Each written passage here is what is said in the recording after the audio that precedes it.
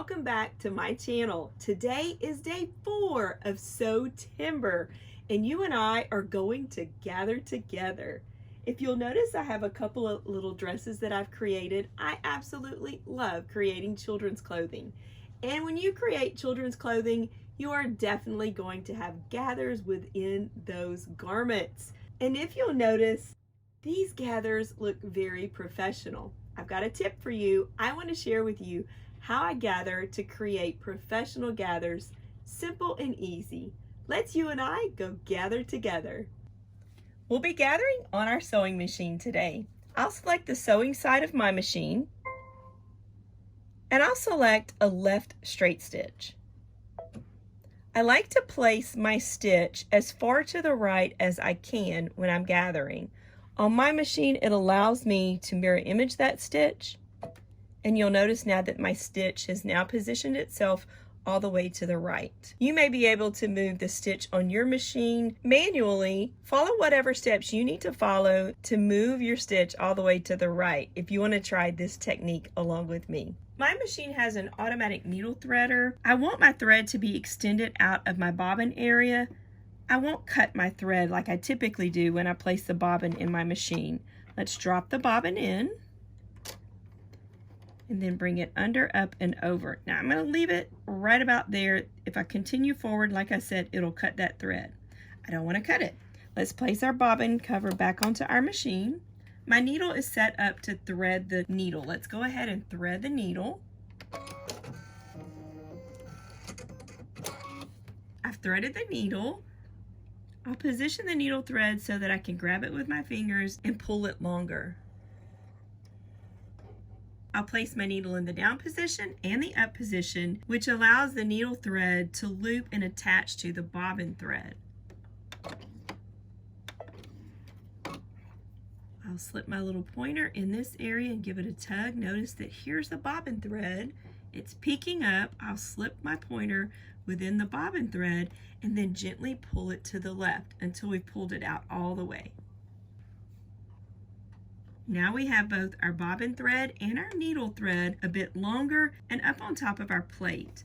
I'll place my needle thread within my foot and bring both of those threads behind the presser foot. Since I've placed my needle all the way to the right, when I place my fabric up underneath the presser foot and lower the foot, it allows the fabric to guide along the right edge of the presser foot, and we're closer to the needle position, which means I won't have a whole lot of extra fabric up at the top, and that will control my gathers a little better as well. Let's stitch this elongated straight stitch all the way down the top edge of our fabric.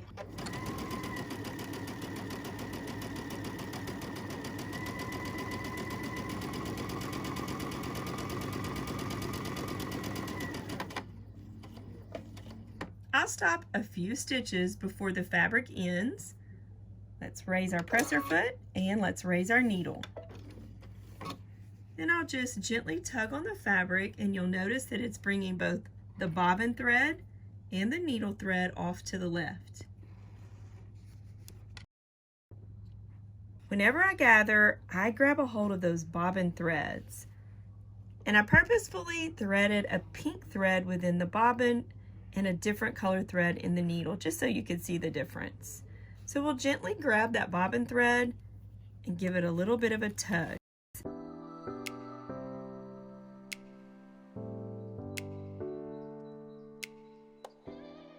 Be gentle as you're working those gathers into the fabric.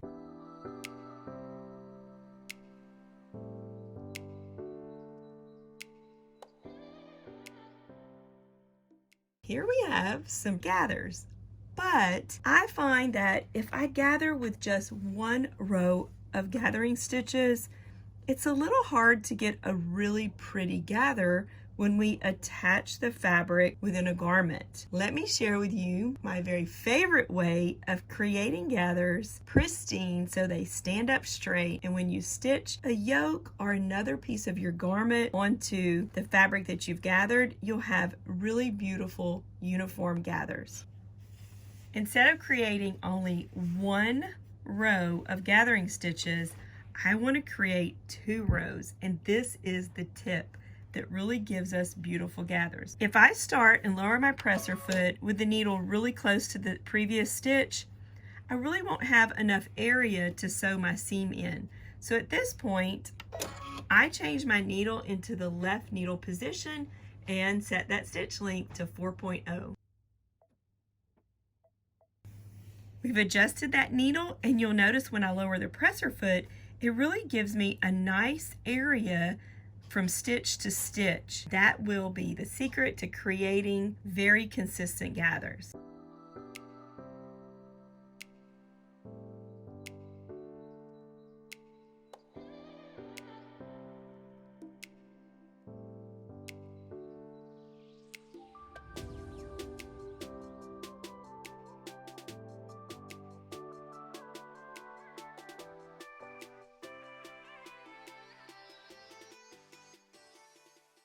Once again, we're cutting our thread so that we have enough length to grab a hold of the bobbin threads. We'll grasp our bobbin threads and work those gathers to the center.